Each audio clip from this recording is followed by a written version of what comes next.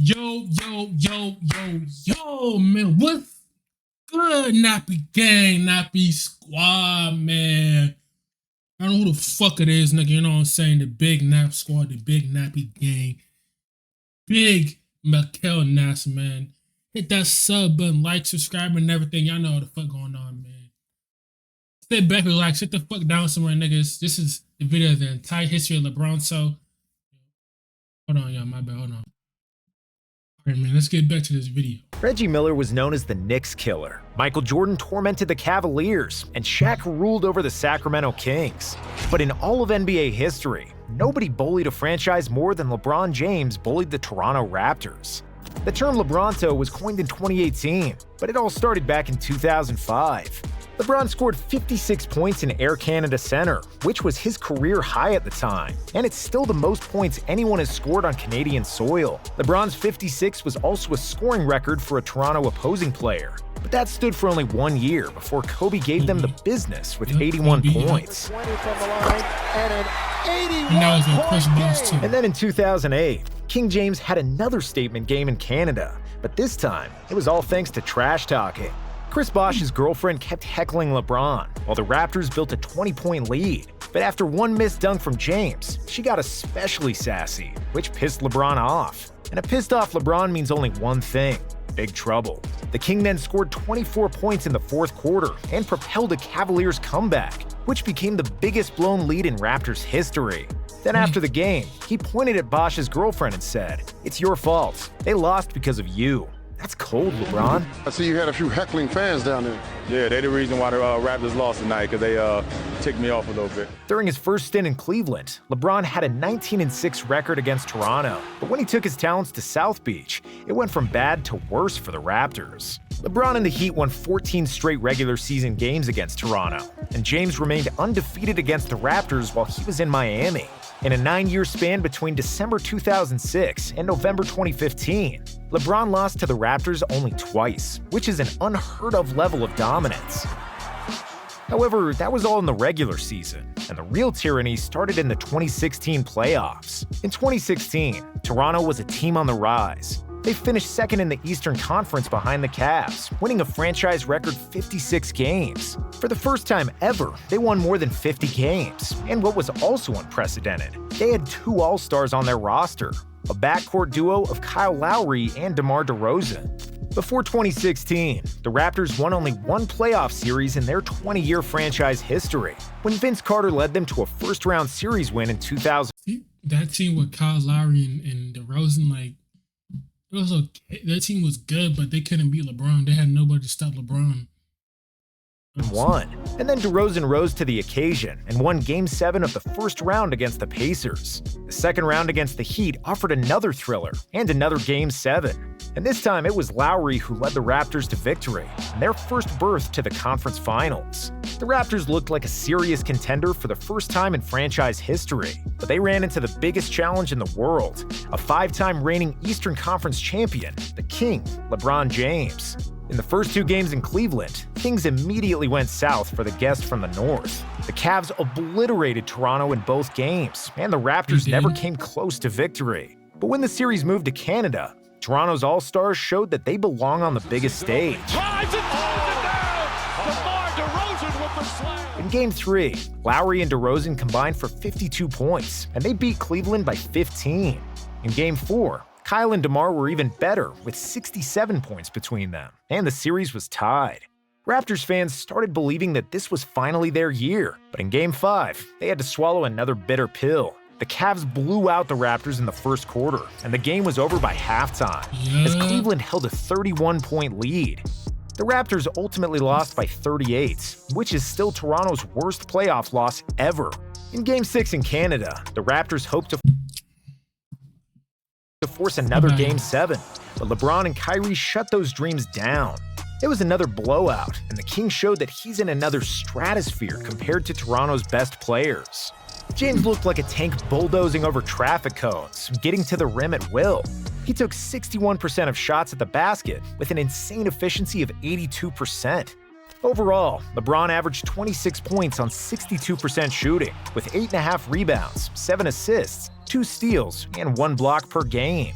DeRozan and Lowry both averaged over 20 points, but Toronto's defense was no match for James and his overpowering drives to the basket. People not realizing, like, it's tough to get past this. I don't care who you are. In the offseason, all the moves the Raptors made to improve their team were aimed to defeat LeBron James. To stop LeBron from bullying them in the paint, Toronto brought in a super physical wing, PJ Tucker, and one of the premier shot blockers in the NBA, Serge Ibaka. On top of that, DeRozan and Lowry both improved and averaged a career high in points, notching more All-Star appearances. In 2017, after the Cavs won their first NBA championship, they cruised through the regular season. Both Cleveland and Toronto finished the season with 51 wins, which set them on a course to meet in the second round of the playoffs. Hold on, y'all. Did I do this video already?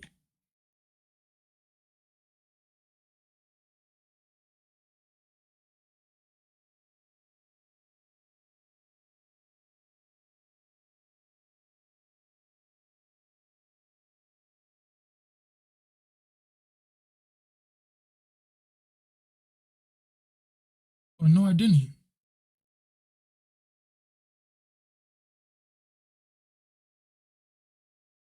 Yeah, I don't think I did. Never mind. The Cavs quickly dispatched the Pacers in 4 games, and the Raptors got past the Bucks in 6 to secure another clash against LeBron. While in 2016, the Raptors still had a happy-to-be-there mentality, in 2017, they had high expectations. But LeBron had other plans. He poured on 35 points in Game 1, scoring from all over the court and securing a Game 1 win for the Cavaliers.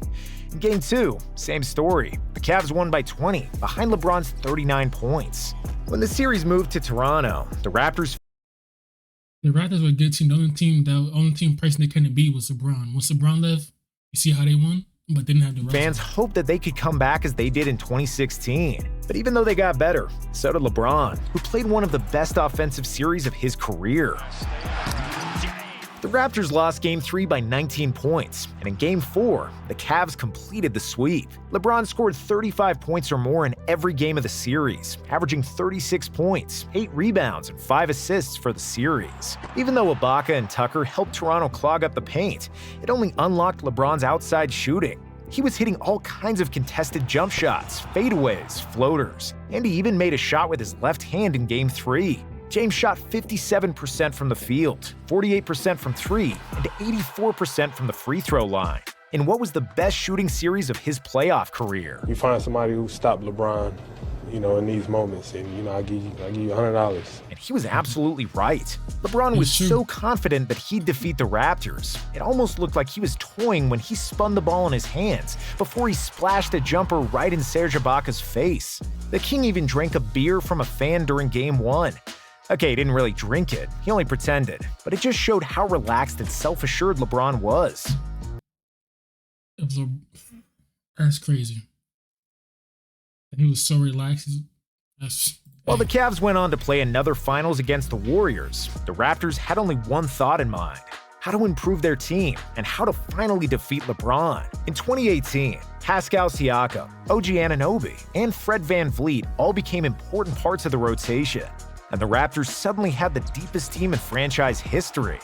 This showed in the win column, as Toronto won a franchise record 59 games and finished first in the Eastern Conference. The Cavaliers, on the other hand, were a mess. They lost Kyrie Irving in the offseason, who demanded to be traded.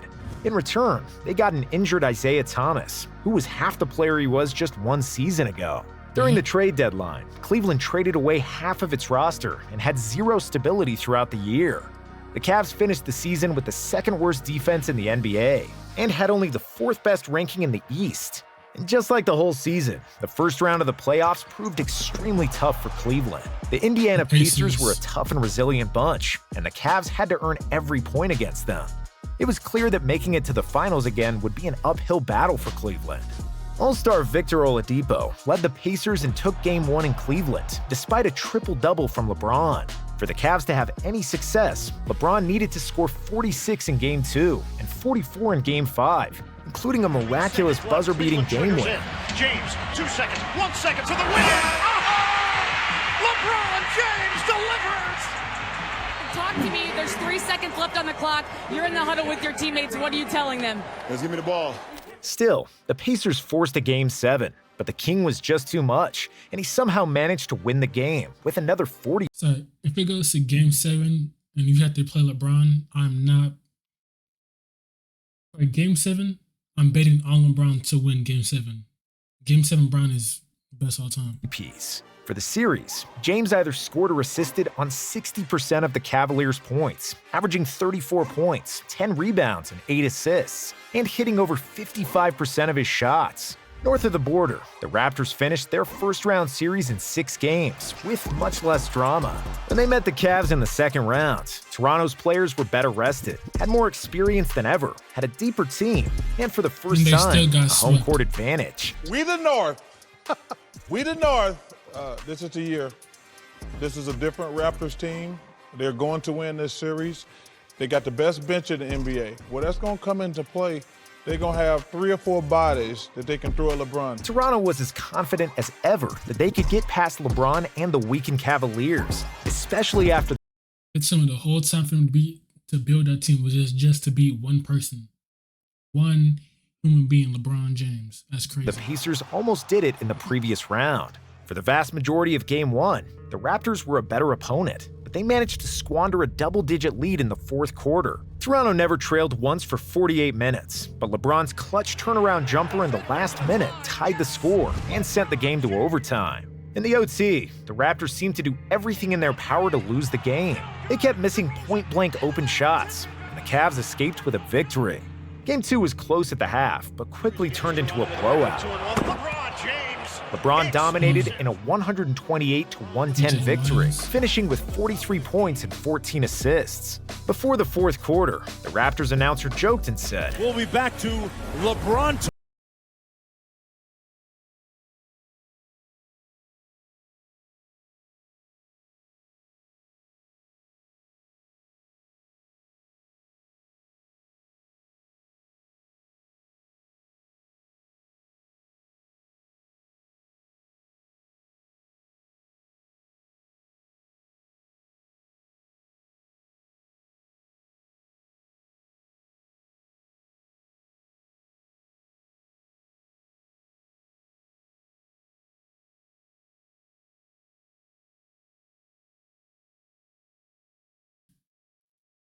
The Raptors had a better team, better bench, and they still got swept by LeBron with no Kyrie. And this team, 2018 team, Cavs team was not even, that team was like, not even.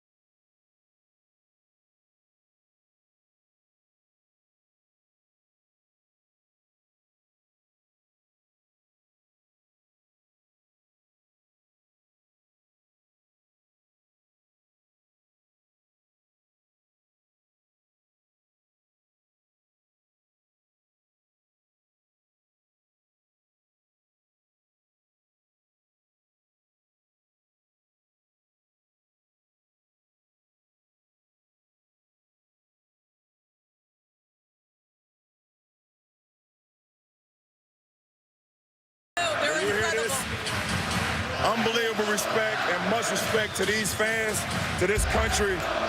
This is unbelievable. I've never been a part of something like this in my 13-year career. This is special. And for the Raptors, 2018 was easily the most disappointing performance of all 3 series against LeBron. DeRozan attempted 9 3-pointers in the first 2 games and missed all of them.